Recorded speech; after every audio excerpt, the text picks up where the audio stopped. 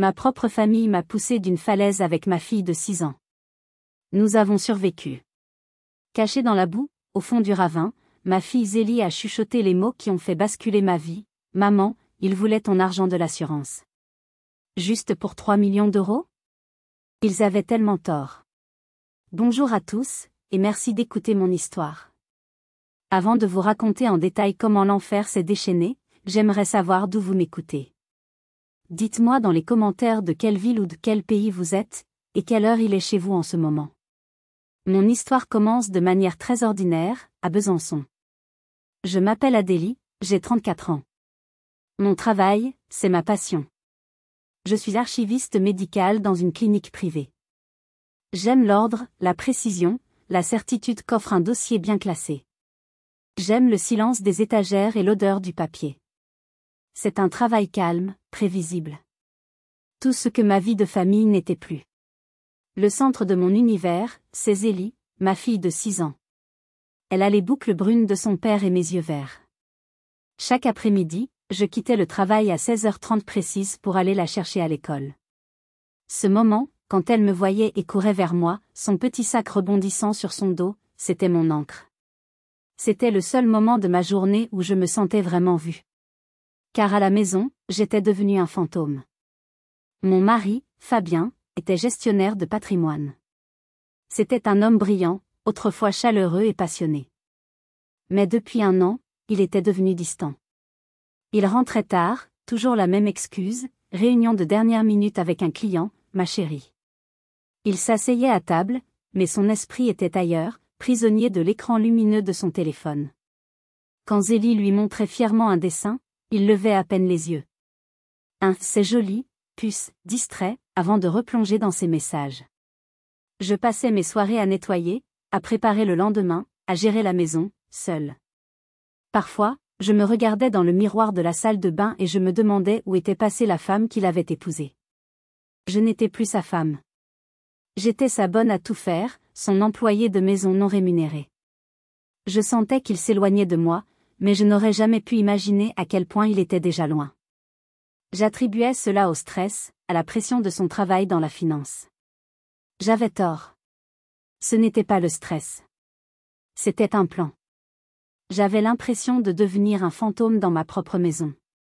Mais ce que j'ignorais, c'est que pour eux, j'étais déjà morte. Ma famille n'était pas très grande. Mes parents, Hervé et Monique, vivaient à 1 heure de route, près du lac de Saint-Point. Des retraités tranquilles.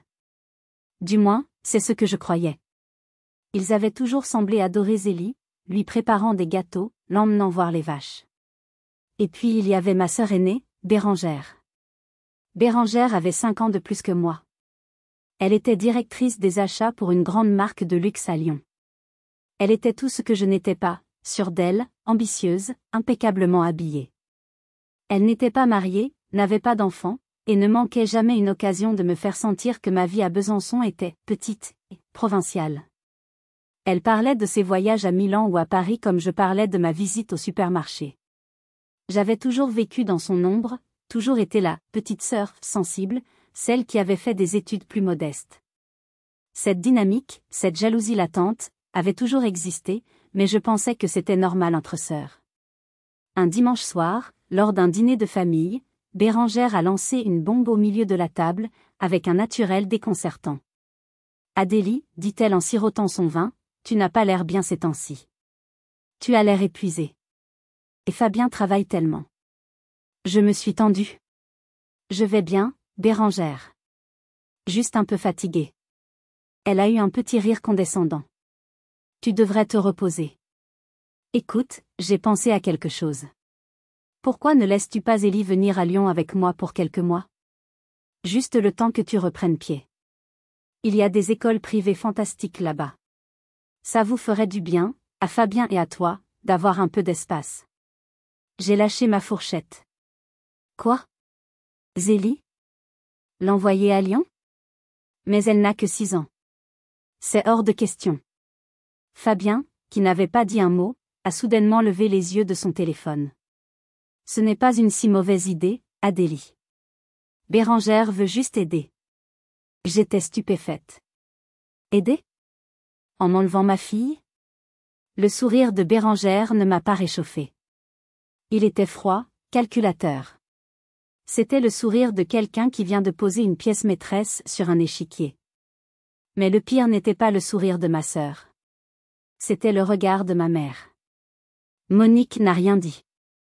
Elle regardait Zélie, qui jouait avec sa nourriture, et son regard n'était pas celui d'une grand-mère aimante. C'était un regard, prudent. Presque craintif. Comme si ma fille était un objet précieux, mais fragile, qu'il ne fallait surtout pas toucher. Cette nuit-là, les paroles de ma propre fille ont confirmé que la partie avait commencé. Le malaise de ce dîner ne m'a pas quitté. J'ai essayé de me raisonner. Je me suis dit que j'étais fatiguée, que je surinterprétais. Bérengère avait toujours été maladroite, et Fabien était juste épuisé. J'étais une personne qui évitait les conflits. Je voulais croire qu'il n'y avait rien de grave, que ce n'était qu'une offre stupide de la part d'une sœur qui ne comprenait rien aux enfants. 2 jours plus tard, je donnais le bain à Zélie. Elle jouait avec ses canards en plastique, insouciante. L'air était chaud et humide, rempli de l'odeur de lavande du savon. Soudain, elle a arrêté de jouer. Elle a levé ses grands yeux vers moi, des yeux si sérieux pour un si petit visage. Maman? Oui, mon cœur? Si un jour je ne vis plus avec toi, est-ce que tu seras triste? Mon cœur a cessé de battre. L'éponge que je tenais est tombée dans l'eau avec un bruit sourd. J'ai essayé de garder ma voix calme. Mais pourquoi tu dis ça, ma chérie? Bien sûr que tu vis avec moi. Tu vivras toujours avec moi. Elle a baissé les yeux, faisant des ronds dans l'eau avec son doigt. Je sais pas. Aujourd'hui, mamie Monique a appelé. J'étais à côté. Elle parlait à Tatibé. Une boule de glace s'est formée dans mon estomac. Et qu'est-ce qu'elle disait, mamie? Elle disait que ce serait bientôt fini. Que j'irais dans une nouvelle école très loin. Et que Tatibé viendrait me chercher. Et que maman ne serait pas contente au début, mais que c'était pour mon bien, point. Je l'ai attrapée, l'ai sortie de la baignoire et l'ai enveloppée dans une grande serviette, mes mains tremblaient. Zélie, c'est très important. Tu es sûre d'avoir entendu ça? Elle a hoché la tête, son petit visage grave. Oui, maman. Et Tatibé a dit que le plan était prêt. Le plan. Ce mot résonnait dans ma tête. Le plan. L'offre de Bérengère. Le regard étrange de ma mère. Le silence de Fabien. J'ai couché Zélie, lui et lu 3 histoires au lieu d'une, jusqu'à ce que sa respiration devienne profonde et régulière. Mais moi, je n'ai pas dormi. Je me suis assise dans le salon obscur, écoutant le tic-tac de l'horloge. Je me répétais que c'était impossible. Que j'étais paranoïaque. Que c'était un malentendu. Une enfant de 6 ans avait mal interprété une conversation d'adulte. C'était la seule explication logique. J'ai essayé de me convaincre que ce n'était qu'un malentendu. Mais ce que j'ai vu le lendemain soir a transformé mon déni en une peur glaciale. Le lendemain, mon anxiété était si palpable que j'ai commis une erreur au travail, inversant 2 dossiers. Moi, la reine de l'organisation. Mon chef l'a remarqué mais n'a rien dit. À 16 heures, mon téléphone a sonné. C'était la maîtresse de Zélie. Madame Blanchard? C'est Madame Girard. Ne vous inquiétez pas, Zélie va bien. Mais, elle est un peu perturbée aujourd'hui. Elle n'arrête pas de demander si elle va devoir déménager. Elle m'a dit qu'elle ne voulait pas quitter ses amis. Est-ce que tout va bien à la maison? Vous prévoyez un déménagement? Le sol s'est dérobé sous mes pieds. Non. Non, pas du tout. Nous ne déménageons pas. Ah. C'est étrange. Elle semblait si certaine.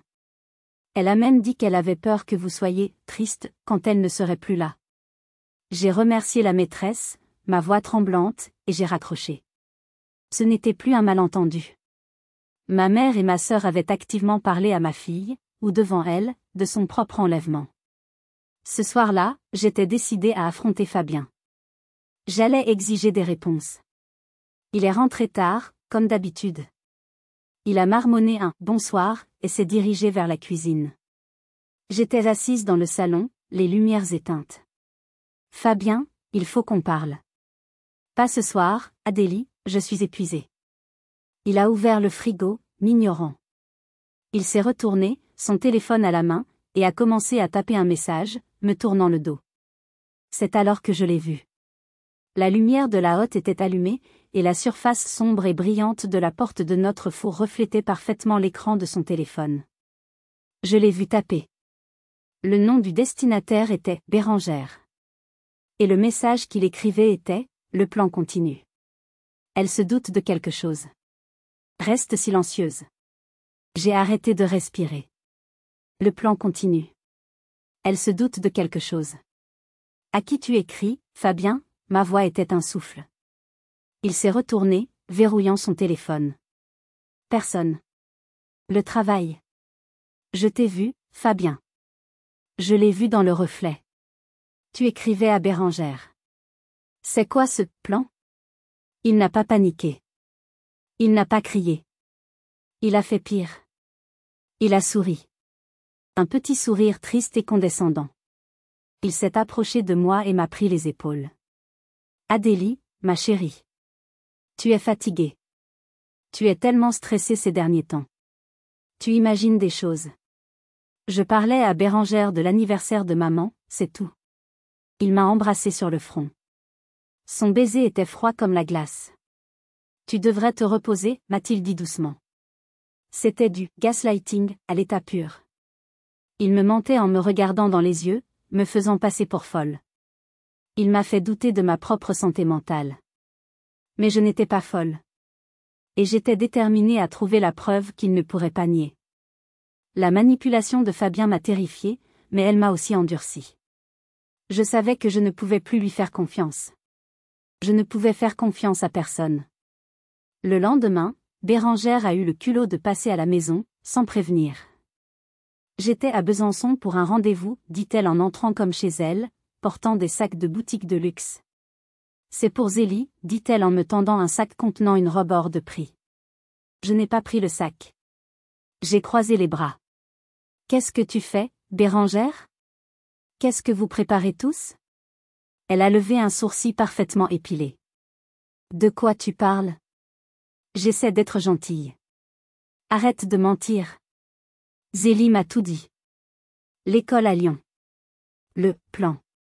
J'ai vu Fabien t'envoyer des messages. Qu'est-ce que vous manigancez? Son visage s'est durci. Le vernis de la sœur parfaite s'est craquelé. Tu devrais faire attention, Adélie. Tu as l'air hystérique. Et puis, franchement, tu penses être la mère parfaite? Fabien s'inquiète pour Zélie. Nous nous inquiétons tous. Vous vous inquiétez? J'ai éclaté de rire, un rire nerveux. C'est pour ça que vous complotez pour me la prendre? Elle s'est approchée de moi, son parfum cher m'agressant les narines. Tu penses qu'être mère te donne tous les droits? Les enfants ne sont pas une propriété. Tu ferais mieux de te soucier de ta propre santé mentale avant de pointer les autres du doigt. Elle est partie en claquant la porte. Cette nuit-là, je n'ai pas pu dormir. J'ai attendu que la respiration de Fabien devienne profonde et régulière. Il s'était endormi sur le canapé, épuisé par ses réunions. Son attaché-caisse en cuir était posé près de la porte. J'ai fait quelque chose que je n'avais jamais fait en 10 ans de mariage. J'ai trahi sa confiance. Ou plutôt, j'ai cherché la confirmation de sa trahison. Mes mains tremblaient. J'ai ouvert les serrures en laiton, qui ont fait un petit clic dans le silence de la nuit. À l'intérieur, il y avait son ordinateur portable, un carnet. Et une chemise cartonnée de couleurs vives. Elle ne ressemblait pas à ses dossiers clients habituels. Je l'ai ouverte. Mon cœur battait si fort que je pensais qu'il allait exploser. Ce n'étaient pas des contrats financiers. C'étaient des documents d'un cabinet d'avocats de Lyon. Sur la première page, en grosses lettres, demande DE consultation, transfert DE garde temporaire. Et en dessous, procédure d'urgence pour l'obtention DE la garde. Ce n'était pas que des mots. Ils avaient des papiers. Ils avaient consulté des avocats. Ils allaient vraiment essayer de me prendre ma fille. Mais pourquoi? Pourquoi tout cela? L'argent de Bérengère? Et comment comptait-il faire? Un juge ne m'enlèverait jamais Zélie sans raison. C'est alors que j'ai compris les paroles de Bérengère: tu ferais mieux de te soucier de ta propre santé mentale. Ils n'allaient pas juste me la prendre. Ils allaient d'abord me détruire. Le lendemain matin, je n'ai pas attendu qu'il se réveille. Je l'ai secoué, le dossier à la main. C'est quoi ça, Fabien? C'est ça, le plan? Il a ouvert les yeux, m'a vu debout devant lui, le dossier ouvert. Il n'a même pas eu l'air surpris. Il s'est juste assis lentement. Il n'y avait plus de faux sourires, plus de condescendance. Juste un regard froid, vide. Tu as fouillé dans mes affaires, dit-il calmement. Réponds-moi. Vous essayez de me prendre Zélie. Je fais ça pour la protéger, dit-il en se levant. De toi. J'ai reculé comme s'il m'avait frappé. De moi? Regarde-toi, Adélie. Tu es instable. Tu es paranoïaque. Tu cries. Tu pleures. Tu accuses ta propre famille. Bérengère a raison. Tu n'es plus capable de t'occuper de Zélie. Il m'a arraché les papiers des mains et est parti dans la salle de bain. Je suis restée là, tremblante de rage et de peur. Il retournait tout contre moi. Il utilisait ma propre détresse, une détresse qu'il avait causée, comme une arme. Je suis partie au travail, le cœur en miettes. J'avais besoin de me concentrer, de réfléchir. À 10 heures du matin, la secrétaire du docteur Martel, le médecin-chef et propriétaire de la clinique, m'a appelé. Adélie, le docteur Martel voudrait vous voir dans son bureau. Immédiatement. J'y suis allée, l'estomac noué. Le docteur Martel était un homme bon, que je respectais. Il avait l'air profondément mal à l'aise. Adélie, asseyez-vous. J'ai eu une conversation très troublante hier soir. Avec votre mari. Fabien? Il vous a appelé? Il est mon conseiller financier depuis 3 ans, Adélie. Il m'a fait part de ses profondes inquiétudes à votre sujet. Quelles inquiétudes, ai-je demandé, ma voix n'étant qu'un fil. Il m'a dit que vous traversiez une période difficile. Une dépression. Que vous étiez devenue oublieuse, paranoïaque. Il s'inquiète que votre état puisse compromettre la sécurité des dossiers des patients. J'ai bondi de ma chaise. Quoi? Il a dit ça? C'est faux. C'est un mensonge. Adélie, dit-il gentiment, je vous apprécie beaucoup. Mais je ne peux prendre aucun risque avec la confidentialité médicale. Je suis obligé de vous mettre en congé. Une suspension temporaire. Le temps que vous alliez mieux. J'ai perdu mon travail. J'ai perdu mon travail. Il l'avait planifié. Il m'avait discrédité professionnellement. J'étais maintenant, aux yeux de mon patron, une employée instable. J'ai perdu mon travail. J'étais isolée. Piégée. Que feriez-vous à ma place? Quand l'homme que vous avez aimé, le père de votre enfant, utilise son pouvoir et ses relations pour vous détruire méthodiquement, pour vous faire passer pour folle? Dites-le moi dans les commentaires. J'étais piégée. Discréditée. Sans emploi. C'est à ce moment précis, au plus bas, que ma mère a appelé. Je suis rentrée à la maison, hébétée. J'ai pris mon téléphone pour appeler un avocat, mais qui allait me croire? Une femme hystérique, sans emploi, qui accusait son mari respectable et sa famille aimante? Mon téléphone a sonné. C'était ma mère. Sa voix était enjouée, faussement joyeuse. Adélie, ma chérie. Comment vas-tu? J'ai une idée merveilleuse. Ce samedi, le temps s'annonce magnifique. On va tous faire un grand pique-nique en famille. Au Saut du Diable, dans le Jura. Tu te souviens, cet endroit avec la vue magnifique? Le Saut du Diable. Un nom prémonitoire. Ma voix était plate. Je ne pense pas, maman. Je ne me sens pas bien. Mais si. Tu dois venir. L'air frais te fera le plus grand bien. Bérengère va descendre de Lyon. Papa prépare ses fameuses salades. Allez, Adélie, ne sois pas comme ça. J'ai dit non, ai-je coupé. Il y a eu un silence. Puis j'ai entendu un bruit, comme si le téléphone changeait de main. C'était la voix de Fabien. Adélie, dit-il, son ton glacial. Tu vas venir à ce pique-nique. Je ne vais nulle part avec vous. Écoute-moi bien, dit-il, sa voix basse et menaçante. Le docteur Martel pense déjà que tu es instable. Je lui ai dit que tu étais juste un peu stressé. Ce pique-nique en famille, c'est ta seule chance de prouver à tout le monde que tu vas bien, que tu es une mère normale et équilibrée. Si tu ne viens pas, si tu fais une scène, je dirai au docteur Martel et à l'avocat que tu as fait une crise de paranoïa aiguë. Ils te prendront Zélie immédiatement. Et ils me croiront moi, pas la femme sans emploi qui vient d'être suspendue pour instabilité. Le piège s'était refermé. Je n'avais pas le choix. Si je refusais, je perdais Zélie. Si j'y allais, je devais jouer la comédie. Je devais prétendre que tout allait bien, sourire, être la mère et la femme parfaite, tout en sachant que ces gens complotaient contre moi. J'ai fermé les yeux. J'ai senti les larmes couler sur mes joues. D'accord, ai-je murmuré. Nous viendrons. Merveilleux, a repris la voix de ma mère, à nouveau enjouée. Fabien aussi, n'est-ce pas? Oh, dit Fabien d'un ton léger. J'adorerais, mais j'ai un client très important qui vient de m'appeler. Je vous rejoindrai peut-être plus tard. Mais Adélie et Zélie seront là. N'est-ce pas, chérie? Il avait tout prévu. Il ne serait pas là. Il aurait un alibi. J'ai dû me maquiller pour cacher mes yeux gonflés. J'ai dû préparer le petit sac de Zélie, lui dire qu'on allait faire une super sortie avec papy et mamie. J'ai dû jouer la comédie de la famille parfaite. Je suis montée dans cette voiture en sachant que c'était un piège, mais sans savoir à quel point il serait mortel. Si vous êtes arrivé jusqu'ici, laissez un commentaire pour nous dire ce que vous auriez fait à la place d'OP. Vous pouvez aussi écrire simplement le chiffre 1 pour montrer que vous suivez encore.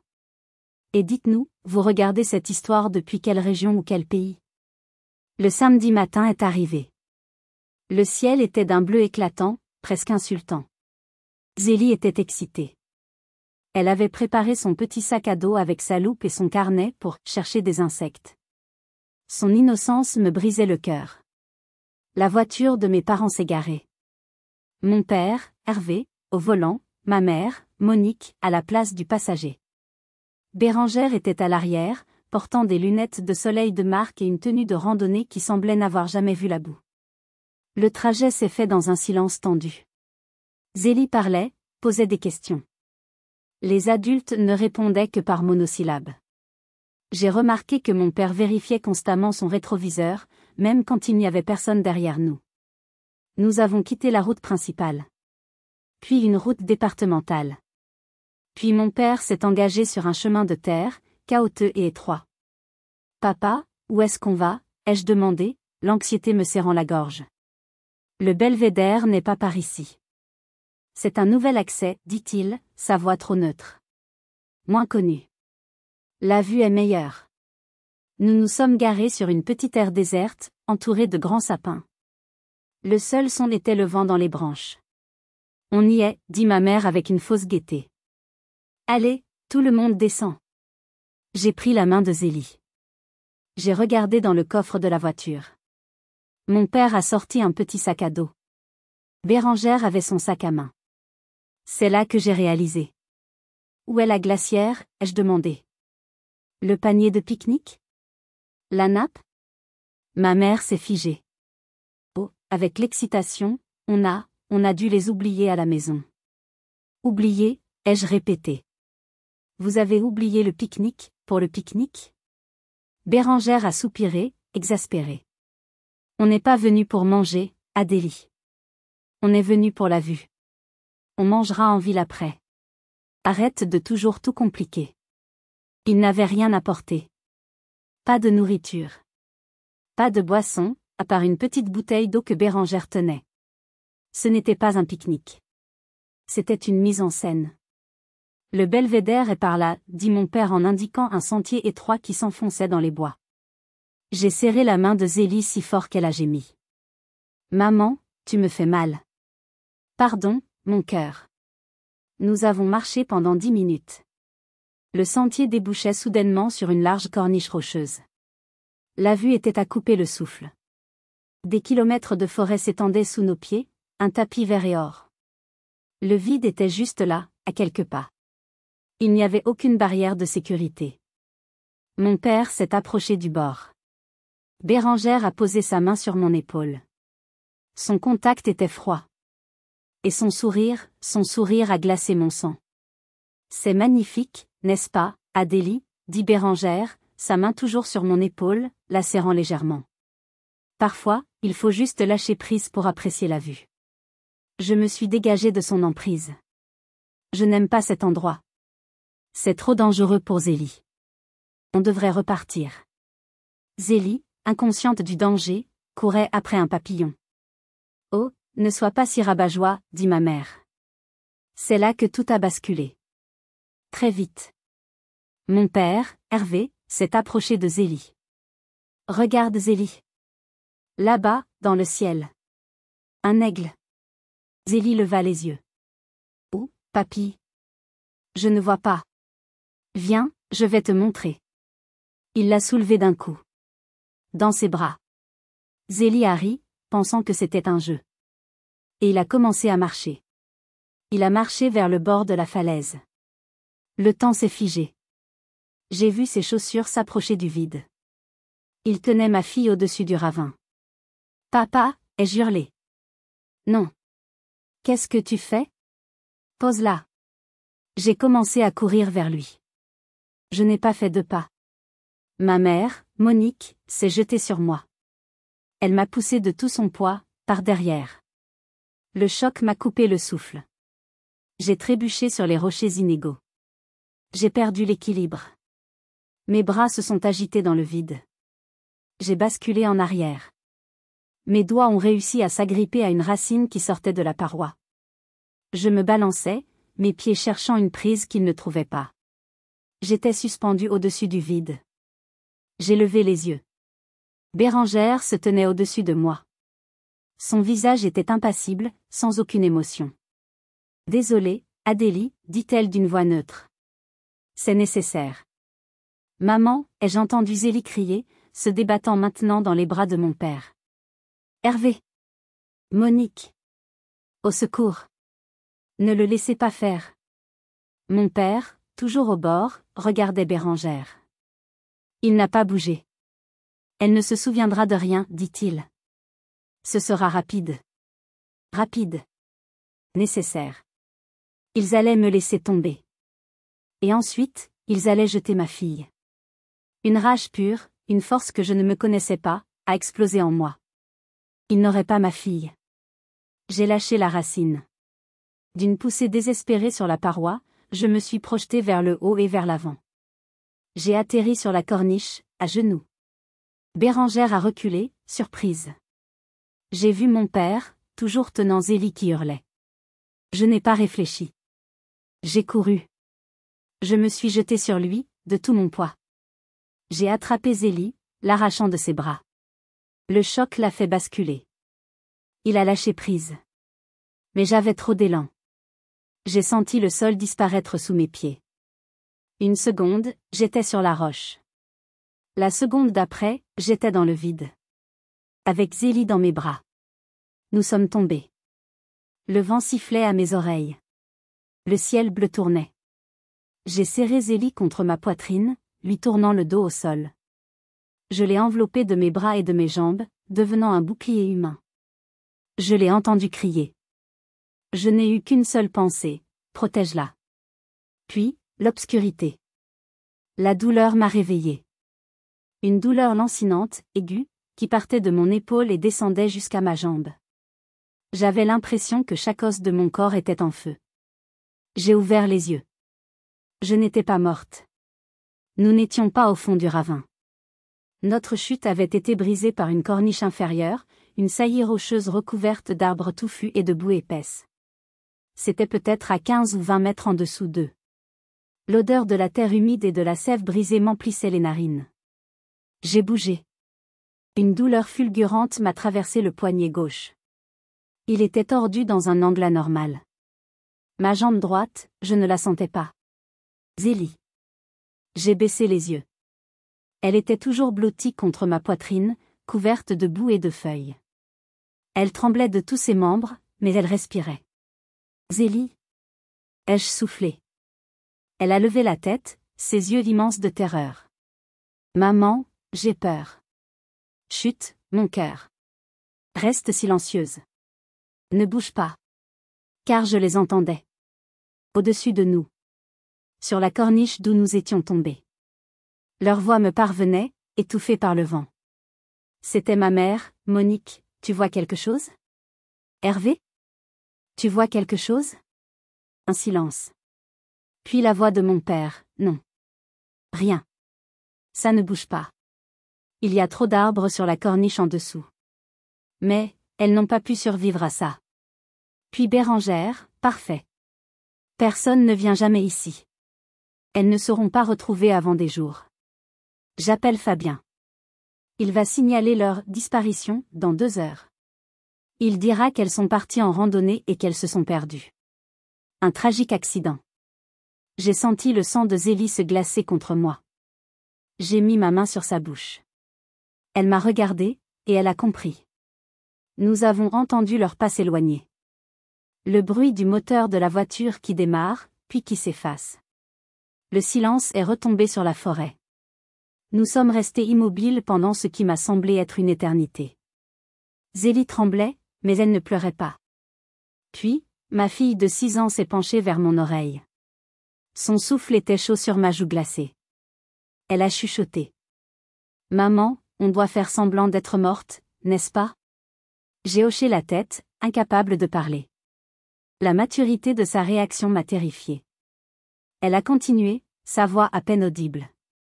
J'ai entendu Tati B et papa au téléphone, la semaine dernière. Je jouais dans le jardin. Ils parlaient de l'argent de l'assurance. Pour toi. Ils ont dit que tout serait plus simple si tu n'étais plus là. L'argent de l'assurance. Le plan. Ce n'était pas seulement pour me prendre ma fille. Ils voulaient me tuer. Pour de l'argent. Ma propre mère. Mon propre père. Ma propre sœur. Et mon mari. La douleur de mes os brisés n'était rien comparée à la douleur de cette trahison. J'ai serré Zélie contre moi. On va s'en sortir, mon cœur, ai-je murmuré. Je te le promets. On va s'en sortir, et ils vont payer. Nous devions bouger. Rester ici, c'était mourir. De froid, ou de nos blessures. J'ai essayé de me redresser. La douleur dans ma jambe droite était aveuglante. Je ne pouvais plus poser le pied par terre. Mon poignet gauche était inutile, une masse gonflée et douloureuse. Maman, tu saignes, a dit Zélie en montrant mon front. J'ai touché ma tempe. Mes doigts sont revenus couverts de sang.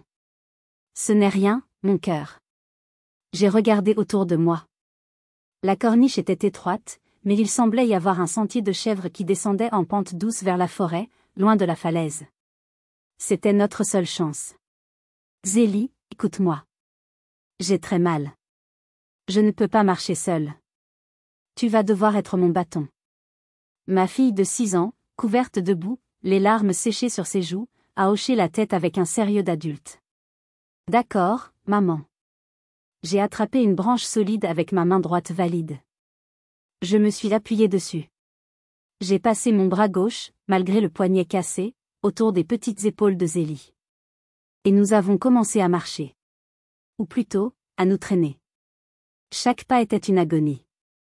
Chaque fois que je posais mon poids sur ma jambe blessée, des étoiles noires dansaient devant mes yeux. J'ai mordu ma lèvre jusqu'au sang pour ne pas crier. Zélie peinait sous mon poids, mais elle n'a pas flanché. C'est bien, maman, murmurait-elle. Encore un pas. Elle me guidait. Mon enfant de 6 ans me sauvait la vie. Nous avons marché pendant des heures. Le soleil commençait à décliner, projetant de longues ombres effrayantes dans la forêt du Jura. J'avais des vertiges. Je perdais du sang. Je ne peux plus, Zélie. Il faut que je m'arrête. J'étais prête à m'effondrer, à abandonner. Non, maman. Sa petite voix était devenue féroce. Tu as promis. Tu as promis qu'on s'en sortirait. Regarde. J'entends de l'eau. Elle avait raison. Le bruit d'un ruisseau. Et des voix. Nous avons débouché sur un petit sentier. 2 personnes, un couple de randonneurs d'une 50aine d'années, remplissaient leurs gourdes. Ils ont levé les yeux. La femme a poussé un cri d'horreur en nous voyant. Moi, couverte de sang et debout, à moitié portée par un enfant minuscule. Mon Dieu! Qu'est-ce qui s'est passé? L'homme s'est précipité vers nous. J'ai ouvert la bouche pour parler. Ma famille, Je n'ai pas pu finir. J'ai vu leur visage horrifié avant de m'effondrer. J'avais survécu. Ma fille avait survécu.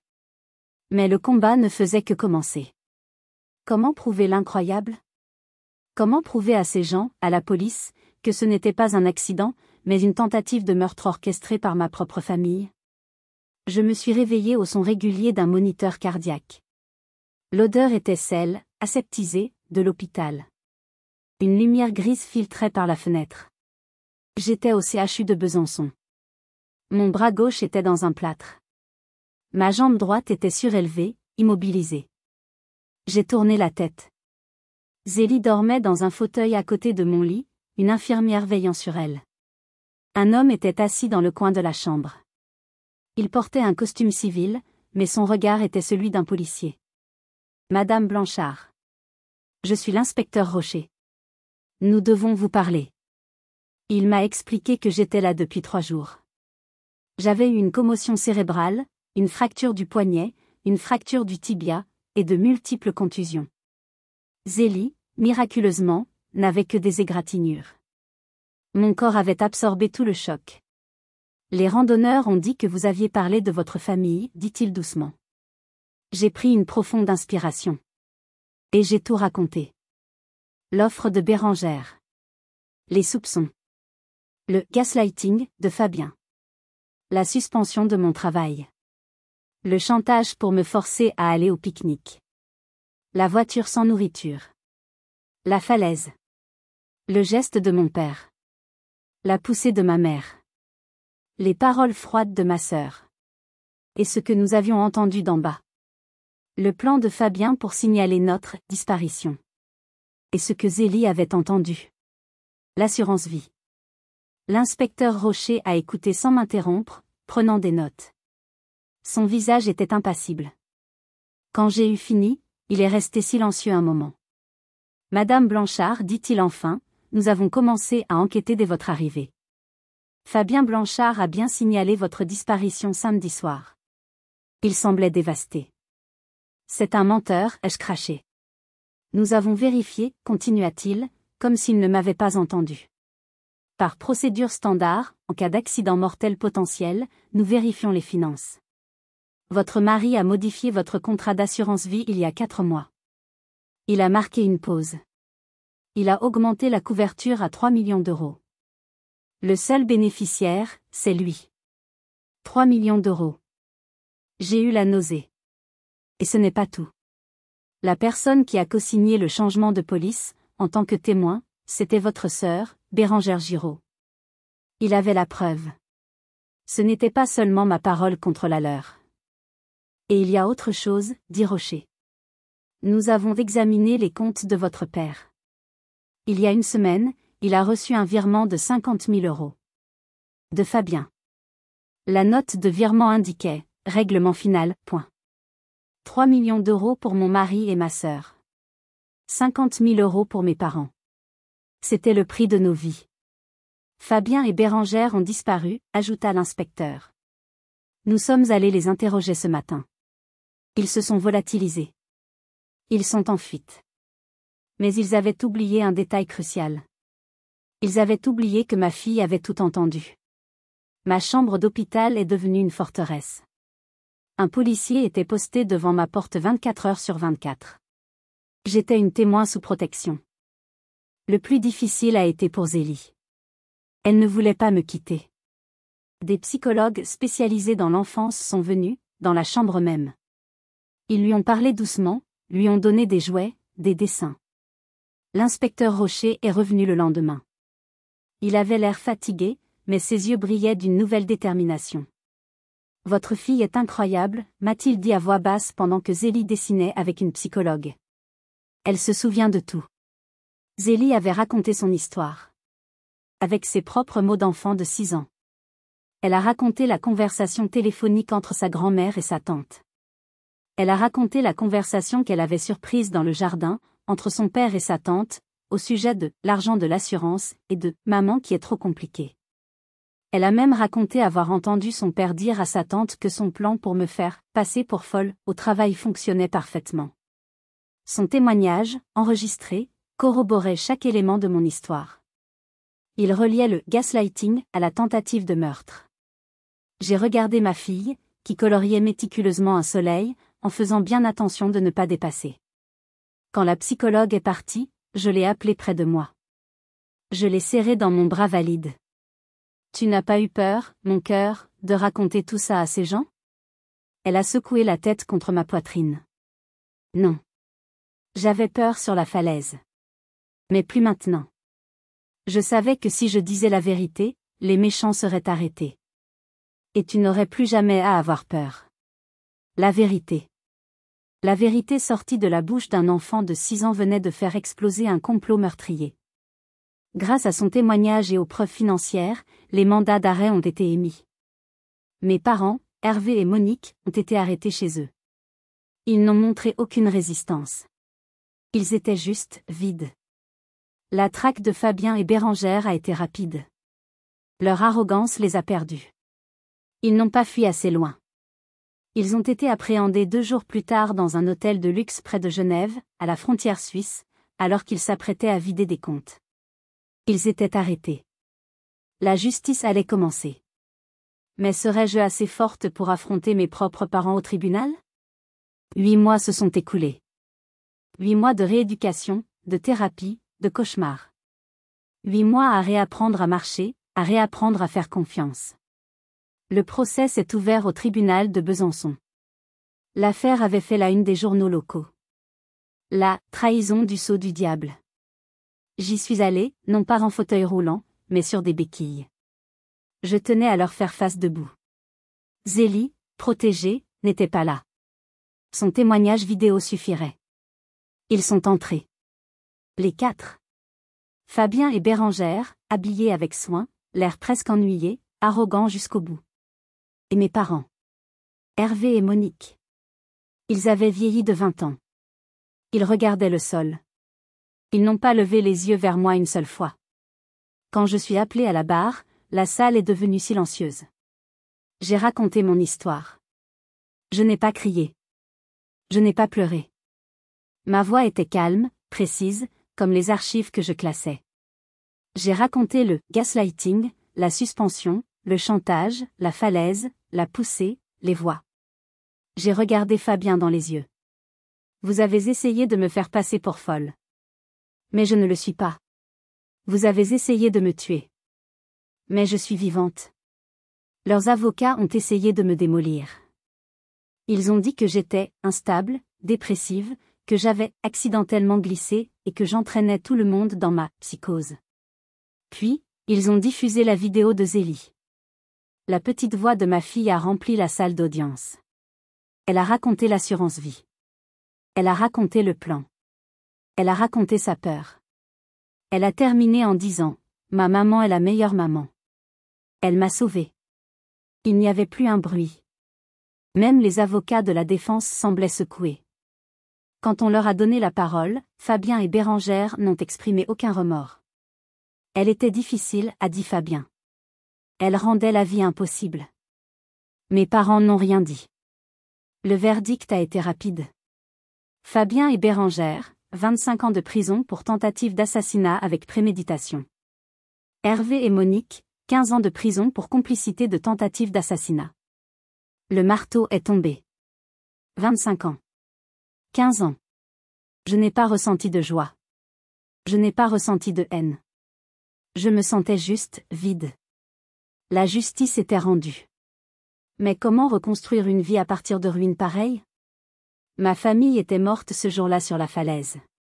Et Zélie et moi étions les seules survivantes. Nous ne pouvions pas rester à Besançon. Chaque rue, chaque parc me rappelait Fabien. Le regard des gens était lourd de pitié ou de curiosité morbide. J'avais besoin de partir. J'avais besoin d'air. J'avais une vieille amie d'université, Amandine, que je n'avais pas vue depuis des années. Elle vivait dans un petit village du Vercors, près de Grenoble. Quand je l'ai appelée, en larmes, elle n'a pas posé de questions. Elle a juste dit « Viens. Il y a une chambre pour toi et Zélie. » Nous sommes partis avec 2 valises. Le Vercors nous a accueillis avec le silence de ses montagnes et l'odeur des pins. C'était un autre monde. Amandine nous a ouvert sa maison, une vieille ferme rénovée, avec une chaleur qui m'a fait pleurer. J'ai dû me reconstruire, pièce par pièce. J'ai trouvé un travail à temps partiel à la maison de santé du village. Je classais à nouveau des dossiers. Le docteur Caroline, la médecin locale, une femme au franc-parler et au cœur immense, m'a regardé lors de l'entretien. Votre CV est excellent, Madame Blanchard. Mais vos yeux, ils ont vu des choses. Je n'ai pas besoin de connaître votre passé. Je vois votre précision. Le poste est à vous. Zélie est entrée à l'école du village. Les premières semaines ont été dures. Elle faisait des cauchemars. Elle ne parlait à personne. Nous avons commencé une thérapie. Toutes les 2. Moi, pour gérer le stress post-traumatique, la colère, le deuil. Zélie, avec une thérapeute par le jeu, pour lui permettre d'exprimer l'horreur qu'elle avait vécue. Lentement, très lentement, la vie a repris ses droits. J'ai commencé à remarquer la beauté des montagnes au lever du soleil. J'ai recommencé à cuisiner. Et un jour, 6 mois après notre arrivée, la maîtresse de Zélie m'a appelée. Mon cœur s'est serré, attendant le pire. Madame Blanchard, dit-elle, sa voix souriante, je voulais juste vous dire. Aujourd'hui, Zélie a ri. Aux éclats. Pendant la récréation. Elle jouait avec d'autres enfants. J'ai raccroché, et je me suis assise sur les marches de la maison, et j'ai pleuré. Mais cette fois, ce n'étaient pas des larmes de chagrin. C'étaient des larmes de soulagement. Les cicatrices sur mon corps étaient permanentes. Mon poignet ne serait plus jamais aussi souple. Mais celle de mon âme commençait enfin à guérir. Zélie recommençait à être une enfant. Et puis, nous avons rencontré quelqu'un qui nous a montré que la gentillesse existait toujours. Il s'appelait Stéphane. Il était le directeur de la petite école de Zélie. Un homme grand, la quarantaine, avec des cheveux poivre et sel et des yeux qui souriaient avant même que sa bouche ne le fasse. Je l'ai rencontré lors d'une réunion parents-professeurs. Il n'a pas été gêné par mes béquilles, ni par la prudence dans mon regard. Il m'a parlé de Zélie.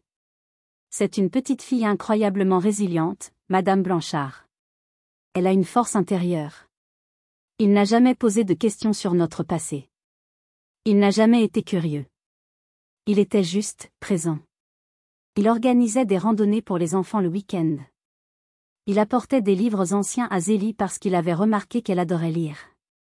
Il me saluait chaque matin avec une tasse de café chaud quand je déposais Zélie par temps froid. C'était une gentillesse simple. Sans arrière-pensée. Une gentillesse que je n'avais pas connue depuis si longtemps. Pour le 8e anniversaire de Zélie, nous avons organisé une petite fête dans le jardin d'Amandine. Stéphane est venu. Il n'a pas apporté un cadeau cher. Il a apporté un petit cerf-volant qu'il avait fabriqué lui-même. J'ai regardé par la fenêtre de la cuisine. Zélie courait dans l'herbe, essayant de faire voler le cerf-volant. Son écharpe glissait. Stéphane s'est agenouillé, a rattrapé l'écharpe et l'a renouée doucement autour de son cou, en riant avec elle. Mon cœur s'est gonflé. Ce soir-là, après la fête, alors que je bordais Zélie, elle m'a prise dans ses bras. Maman? Oui, mon trésor? Est-ce que je peux l'appeler tonton Stéphane? Il est gentil. Il est comme la famille. J'ai lissé ses cheveux. Oui, mon cœur. Tu peux. Cette nuit-là, je suis restée longtemps sur le porche, à regarder la neige tomber sur les sommets silencieux du Vercors. J'avais tout perdu. Un mari, une sœur, des parents. L'idée même de ce qu'était une famille avait été détruite, brûlée, réduite en cendres. Mais en regardant Zélie dormir paisiblement, en pensant à la chaleur d'Amandine et à la gentillesse patiente de Stéphane, j'ai compris. J'ai réalisé que la famille, ce n'est pas le sang. Ce n'est pas le nom que l'on porte. La famille, ce sont les gens qui se présentent quand tout le monde s'en va. Ce sont les gens qui vous voient briser et qui vous aident à recoller les morceaux, sans rien demander en retour. Ce sont ceux qui choisissent de rester, qui choisissent d'aimer et de protéger. Notre histoire, celle de Zélie et la mienne, n'est pas une histoire sur une chute. C'est une histoire sur la façon dont nous nous sommes relevés. C'est la preuve que même après la trahison la plus sombre, on peut trouver la lumière. Qu'en pensez-vous?